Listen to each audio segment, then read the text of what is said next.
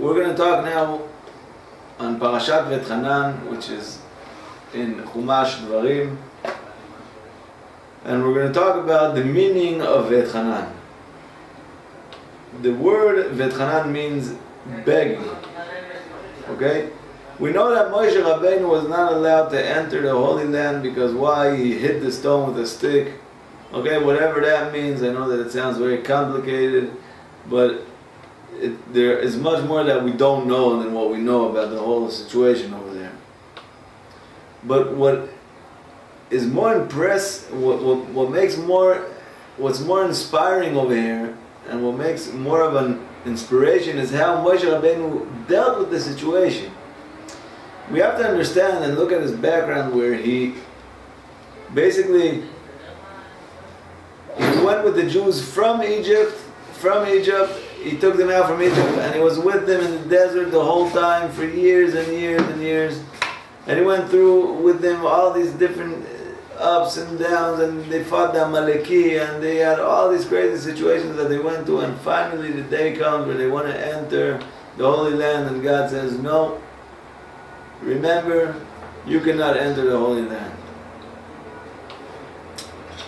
So what would you do if you were Moshe Rabbeinu and you were told you cannot enter the Holy Land? I could only say about myself that I would probably flip out and lose it and say, after all I did for the Jewish nation, you don't let me go into the Holy Land, into Eretz Yisrael. What kind of God are you? What is going on here? What the heck is going on? Okay, you have to understand how much energy Moshe Rabbeinu put into these Jews and his brothers and sisters. Then he's not allowed to enter with them into the Holy Land. He was even willing to erase his name out of the Torah for Am Yisrael to continue. And what do we see here? Hanan. Moshe Rabbeinu begged. He begged God to let him in. He didn't come and say, well, I deserve it, and I need it, and I did so much, and I deserve it, and you cannot not let me go in there to Israel. He started by begging. And to me, that is an amazing message. That when you do something, you don't do it in order to deserve.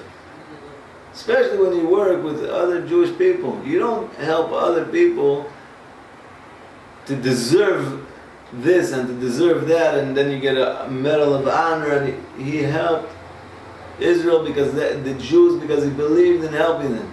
He helped his brothers and sisters because he believed that that's the top of his priorities, to help them. He didn't use it as an excuse later on to say, God, I did so much for your Jews, for my brothers and sisters, you have to let me into Israel. That's not how he said it. What he did for the Jewish people, he did. What he did for his brothers and sisters, he did. Now he comes as himself towards God, and he begs. He says, please God, let me in.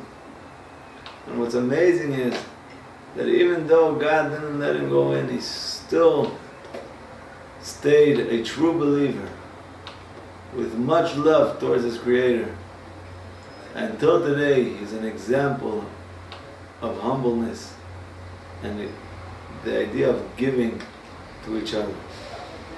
So we all have inside of us those abilities to become a giving person, and not to do things to deserve this and deserve that.